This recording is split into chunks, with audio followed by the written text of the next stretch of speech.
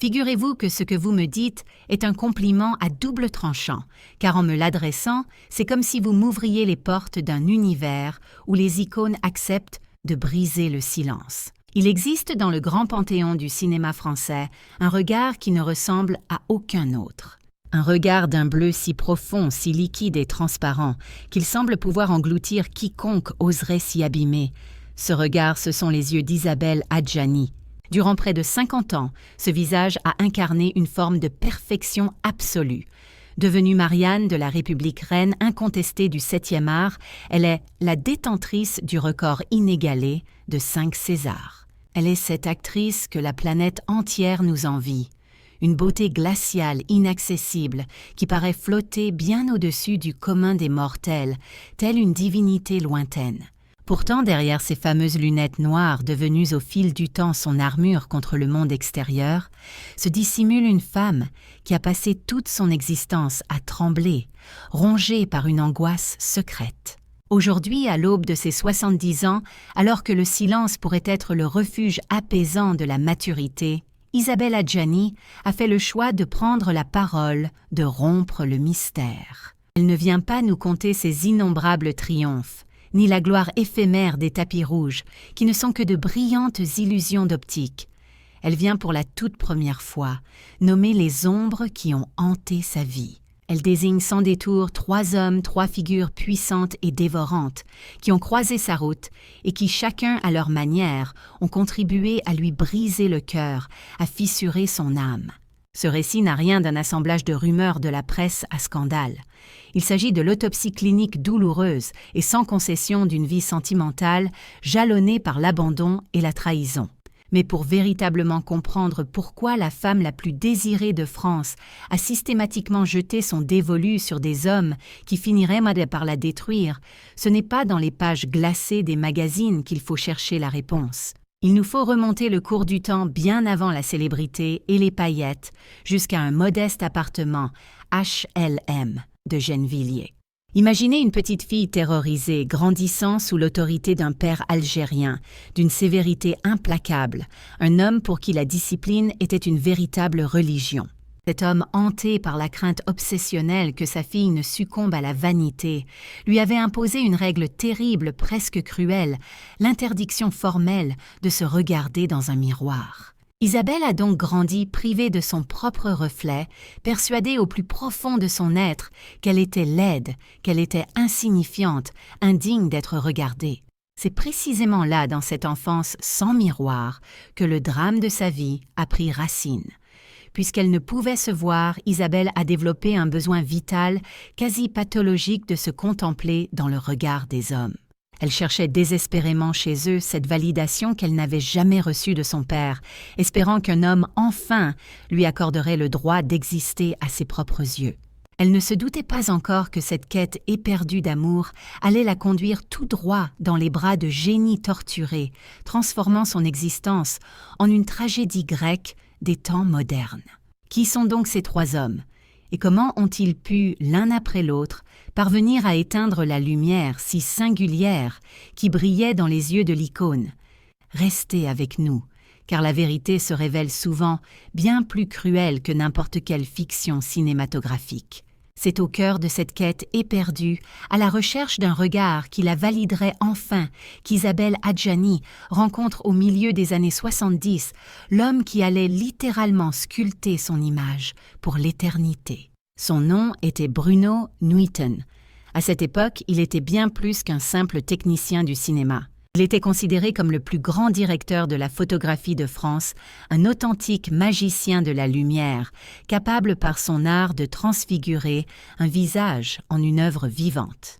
Lorsqu'il posait son œil derrière la caméra, il ne filmait pas Isabelle, il la vénérait littéralement. Entre l'actrice à la beauté surnaturelle et ce technicien de génie, la passion fut immédiate, dévorante, presque alchimique. Tous deux partageaient un langage commun, celui du silence de l'exigence et d'une rigueur artistique absolue qui n'admettait aucun compromis. De cet amour discret vécu loin des flashs aveuglants des paparazzis, naquit le premier fils d'Isabelle Barnabé, venant sceller leur union au sein d'une bulle de bonheur que l'on croyait alors indestructible.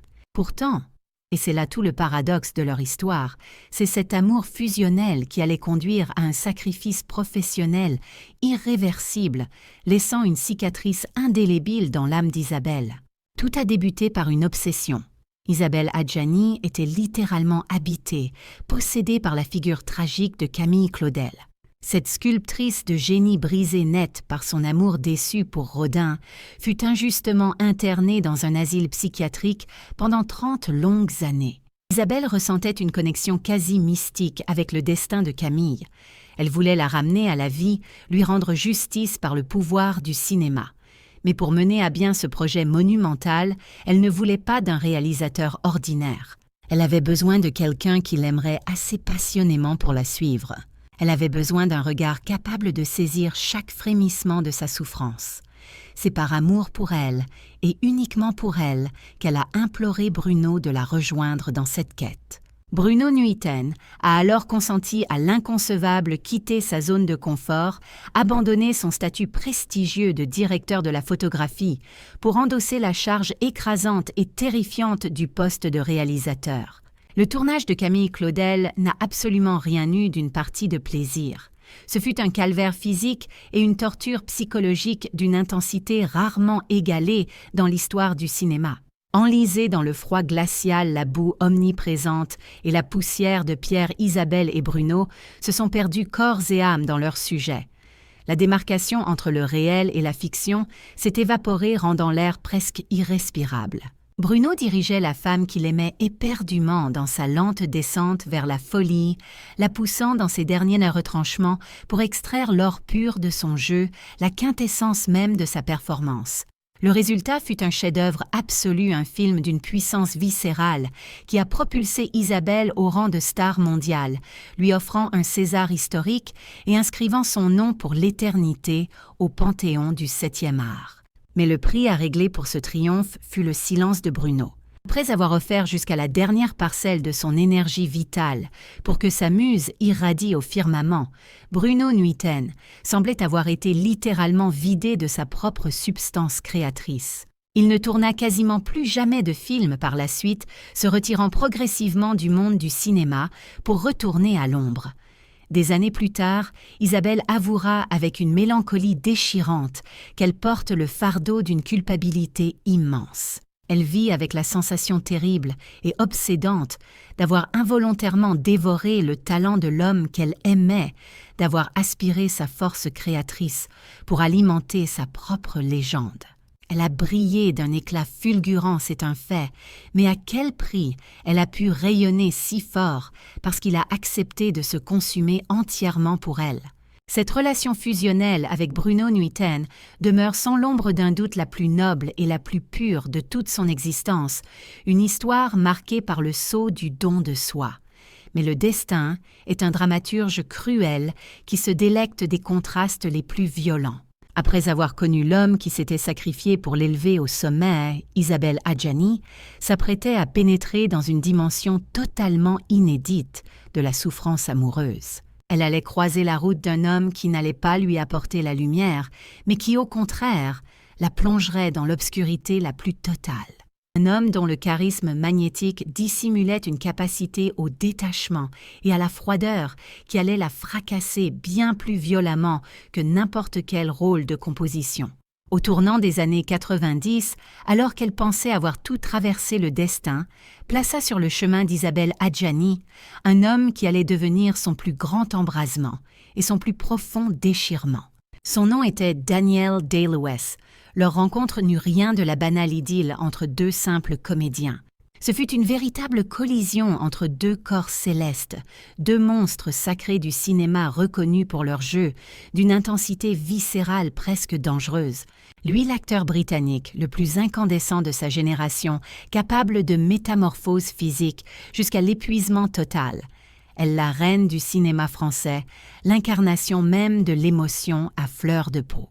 Lorsqu'ils apparurent ensemble pour la toute première fois, le monde entier retint son souffle. Ils formèrent le couple absolu, la royauté du cinéma mondial. Une alliance de beauté et de talent si parfaite qu'elle semblait presque irréelle. Ils étaient magnifiques, auréolés de mystère, et s'aimaient avec une fureur qui fascinait les médias des deux côtés de l'Atlantique. Durant 6 longues années, leur relation fut un tourbillon incessant, un va-et-vient passionnel entre Paris, Londres et New York. Une passion dévorante, rythmée par des ruptures dramatiques et des réconciliations tout aussi spectaculaires. Isabelle croyait avoir enfin trouvé son alter ego, l'homme capable de comprendre la folie de son art et la profondeur abyssale de ses insécurités. Elle qui avait grandi sans jamais oser se voir dans un miroir, se contemplait enfin dans les yeux de cet homme qui la regardait comme une obsession. Elle imaginait construire avec lui le foyer stable dont elle avait toujours rêvé, loin des traumatismes et des fantômes de son enfance. Et lorsque le test de grossesse se révéla positif, annonçant la venue de leur fils, Gabriel Kane, Isabelle pensa avoir atteint le bonheur absolu, la plénitude totale. Elle portait en elle le fruit magnifique de leur amour légendaire, la promesse d'un avenir radieux. Mais c'est précisément à cet instant, au sommet de sa vulnérabilité et de son espérance, que le rêve s'est brisé avec une brutalité sans précédent. Daniel Day-Lewis l'a quitté. Il n'y eut ni cri, ni scène de ménage théâtral, simplement une disparition. La légende urbaine cruelle et tenace a longtemps prétendu qu'il l'avait quitté en lui envoyant un simple fax. Quelques lignes froides imprimées sur un papier thermique pour mettre fin à 6 années d'un amour incandescent. Des années plus tard, Isabelle dut rétablir la vérité. Une vérité peut-être encore plus douloureuse que la rumeur. Non, il n'y a eu aucun fax. Il y eut quelque chose de bien pire. Le silence, une absence progressive, un vide qui s'installe insidieusement. L'homme qu'elle aimait s'est simplement détourné, retournant à une autre existence auprès d'une autre femme aux États-Unis, la laissant seule face à son destin de mère. Imaginez l'icône du cinéma français, celle que les magazines de mode s'arrachaient à prix d'or, se retrouvant soudainement isolée, contrainte de se cacher dans une clinique en Suisse pour échapper à la meute des paparazzis. Pendant des mois, alors que son ventre s'arrondissait, elle a vécu une solitude glaciale à des années-lumière, des tapis rouges et des applaudissements. Chaque jour, elle devait affronter les nouvelles venues d'Amérique, voyant l'homme qui l'avait abandonnée reconstruire sa vie sous les projecteurs pendant qu'elle se préparait à accoucher dans l'anonymat d'une chambre d'hôpital à l'étranger. Ce fut l'épreuve la plus terrifiante de toute son existence. Elle n'était plus la star intouchable et adulée. Elle était une femme blessée, une future mère abandonnée, qui devait puiser dans ses dernières réserves de courage pour ne pas sombrer.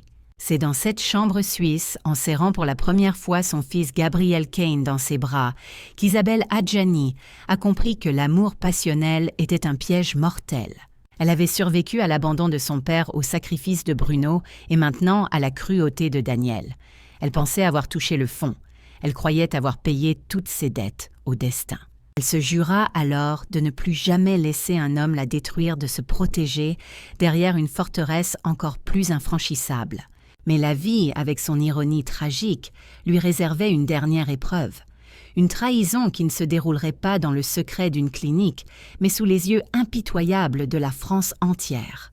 Au début des années 2000, alors qu'Isabelle Adjani approchait de la cinquantaine, elle crut une dernière fois que le destin lui offrait une chance de rédemption amoureuse. Après tant de sacrifices et de déboires, elle rencontra Jean-Michel Jarre, le pionnier mondial de la musique électronique. Sur le papier, c'était l'alliance parfaite, le couple royal de la culture française, que tout le monde attendait. Ils étaient beaux célèbres et semblaient avoir trouvé dans la maturité un havre de paix et de sérénité. Les magazines s'extasiaient sur ce bonheur tardif, et Isabelle arborait fièrement une bague de fiançailles, symbole d'une promesse qu'elle croyait cette fois inviolable. Elle pensait avoir enfin trouvé un homme qui ne la vampiriserait pas, un compagnon qui la respecterait simplement pour la femme qu'elle était. Mais l'illusion fut aussi brillante que fugace. En 2004, l'univers d'Isabelle s'effondra une fois de plus lorsqu'elle découvrit la double vie de son fiancé. La trahison était brute d'une banalité affligeante et d'une vulgarité consternante.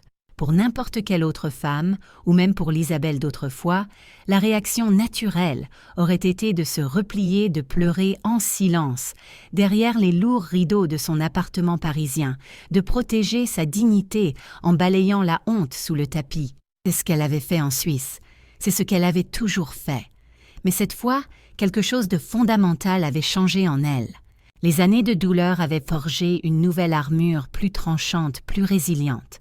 Elle affronta cette nouvelle trahison de front et décida que pour la première fois de sa vie, ce ne serait pas elle qui porterait le fardeau de la culpabilité. Isabelle Adjani commit alors l'impensable pour une étoile de sa stature. Habituée au secret le plus absolu, elle décrocha son téléphone et contacta la rédaction du magazine Paris Match. Elle n'a pas cherché à négocier dans l'ombre. Elle a choisi d'exposer sa propre douleur en couverture face à des millions de lecteurs. Elle révéla l'infidélité de Jean-Michel Jarre et annonça la fin de leur fiançailles avec une froideur chirurgicale. Ce n'était pas le caprice d'une diva blessée, ni un simple règlement de compte médiatique. C'était un acte politique, un geste de résistance féministe bien avant que le terme ne soit à la mode. Dans cette interview fracassante, elle a prononcé des mots qui résonnent encore aujourd'hui, avec une force incroyable. Elle a expliqué qu'elle refusait d'être la complice silencieuse de sa propre humiliation. Elle a déclaré avec une clarté saisissante qu'elle prenait la parole pour avertir la femme suivante afin que le cycle du mensonge ne puisse pas se perpétuer grâce à son silence. Elle a fait voler en éclats le code bourgeois du silence qui impose à une femme trompée de subir l'affront avec une élégance feinte. En projetant une lumière crue sur les zones d'ombre de sa vie sentimentale, Isabelle Adjani a repris, avec une force magistrale, le contrôle total de son propre récit. Elle a métamorphosé son statut de victime en celui de juge, prouvant à la face du monde, mais avant tout à elle-même, qu'elle n'était plus la petite fille qui craignait son propre reflet dans le miroir. Ce coup d'éclat a sonné le glas d'une ère révolue.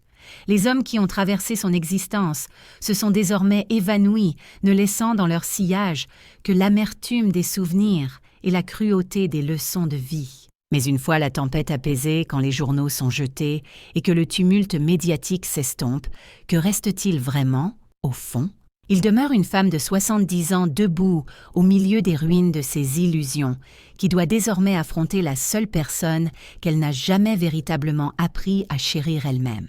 C'est l'heure de l'introspection, le moment de comprendre enfin pourquoi depuis sa plus tendre enfance, son cœur a invariablement choisi les sentiers les plus ardus et les plus escarpés. Aujourd'hui, à la veille de son 70e anniversaire, le fracas des passions s'est enfin calmé autour de la figure d'Isabelle Adjani. Elle vit désormais dans une solitude qu'elle a non seulement apprivoisée, mais qu'elle en est venue à chérir comme une protection vitale, un rempart nécessaire. En regardant en arrière avec cette lucidité impitoyable que seul le passage du temps peut offrir, elle a finalement déchiffré le code secret qui a régi sa propre existence. Elle a compris que ces trois hommes, Bruno Daniel et Jean-Michel, en dépit de leurs différences apparentes, n'étaient que les masques changeants d'une seule et même quête impossible et désespérée.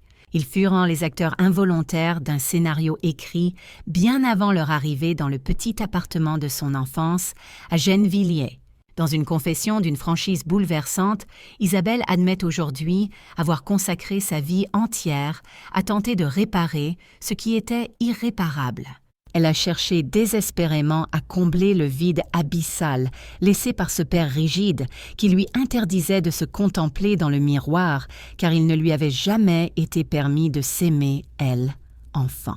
Elle a poursuivi des hommes brillants, exigeants et souvent inatteignables sur le plan affectif, dans l'espoir fou que leur amour lui accorderait enfin la validation qu'elle n'avait jamais eue. Elle a confondu la souffrance avec la passion, croyant inconsciemment que l'amour ne pouvait être vrai que s'il faisait mal, que s'il exigeait un sacrifice absolu.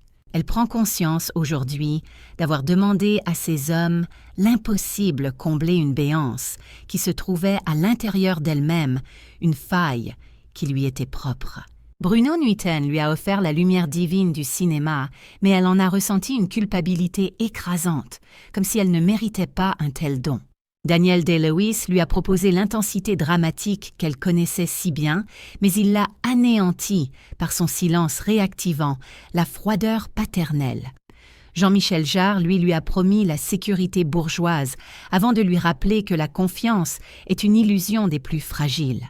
Chacun d'eux a emporté une partie d'elle, la laissant à chaque fois un peu plus célèbre aux yeux du monde, mais un peu plus esselée face à son miroir. Cependant, ne faites surtout pas l'erreur de voir en Isabelle Adjani une victime brisée qui attendrait la pitié du public. Au contraire, il émane de sa solitude actuelle une forme de majesté et une puissance qui force l'admiration. Elle a survécu à ce que peu de femmes auraient pu supporter sous le regard constant et impitoyable des médias. Elle a élevé ses fils bien souvent seule, en étant à la fois le père et la mère, le bouclier et le refuge. Elle a continué de jouer, de se battre, d'imposer sa présence magnétique à l'écran, prouvant que son talent immense ne dépendait de personne. Les cicatrices invisibles qu'elle porte aujourd'hui ne sont pas les marques de la faiblesse, ce sont les médailles d'une survivante, les trophées d'une guerrière. Elle a fait la paix avec l'idée que le grand amour raide. Elle comprit alors que sa plus grande histoire d'amour, la plus complexe, la plus orageuse et la plus difficile, est en fin de compte celle qu'elle entretient avec elle-même. Alors que reste-t-il à dire lorsque l'on a incarné l'icône, l'âme abandonnée et l'océan de courage? Il subsiste une dernière vérité fondamentale à proclamer. Un message universel destiné à toutes celles qui, comme elle, ont pu croire qu'elles n'avaient aucune valeur, sans le regard d'un homme. Isabelle Adjani est prête à clore son récit, non pas sur des regrets, mais sur une affirmation éclatante de liberté. Au terme de ce voyage au cœur de son intimité, l'histoire d'Isabelle Adjani se révèle sous un jour nouveau, bien plus profond et universel. Il ne s'agit pas seulement de la chronique d'une comédienne aux amours malheureuses, c'est un miroir tendu à toutes celles qui ont un jour pensé devoir s'effacer pour pouvoir être aimées. Son parcours nous rappelle avec une franchise brutale que la célébrité, la beauté suprême et le talent le plus pur ne constituent en rien des remparts contre la solitude. Bien au contraire, ces attributs peuvent parfois se muer en une prison dorée, attirant les prédateurs, ou des hommes incapables d'aimer sans posséder l'autre. Isabelle a payé un lourd tribut, celui de ses larmes et de ses silences, pour apprendre que la gloire ne réchauffe pas les longues nuits d'hiver. Mais regardez-la attentivement aujourd'hui. Elle a survécu à l'ombre écrasante de son père, au sacrifice artistique de Bruno, à l'abandon glacial de Daniel et à la trahison publique et humiliante de Jean-Michel. Elle ne cherche plus à être la muse de qui que ce soit. Elle a enfin intégré que sa valeur intrinsèque ne dépendait ni du bras d'un homme à un gala, ni d'une bague passée à son doigt. En nommant ces trois hommes et en racontant sa vérité sans artifice, elle a fait voler en éclats la dernière chaîne qui la tenait prisonnière du passé. Elle a su transformer ses plaies en sagesse et ses silences en une parole puissante et libératrice. Isabelle Adjani ne demeurera jamais seulement l'icône mystérieuse du cinéma français, mais elle est devenue une chose bien plus précieuse, une femme entièrement libre. Elle est la preuve incarnée que l'on peut être brisé 1000 fois et se relever une fois pour toutes. Elle nous enseigne que même le cœur le plus meurtri peut continuer de battre, de créer et d'inspirer. Elle n'est plus la femme de personne, ni la fille de personne. Elle est simplement et splendidement Isabelle. Une reine qui a finalement compris qu'elle n'avait besoin de personne d'autre qu'elle-même pour placer la couronne sur sa tête. Si cette incursion dans la vie privée et les secrets d'Isabelle Adjani vous a ému, si son histoire trouve un écho en vous, songez à vous abonner et à activer la cloche pour ne rien manquer de nos futures explorations. Partagez avec nous dans les commentaires lequel de ces trois hommes vous semble avoir laissé la marque la plus indélébile sur sa vie. Il nous reste encore tant de destins fascinants, de gloires brisées et de vérités enfouies à vous dévoiler. Merci de votre précieuse écoute et à très bientôt pour un nouveau portrait. Un portrait où le silence cède enfin sa place à la lumière.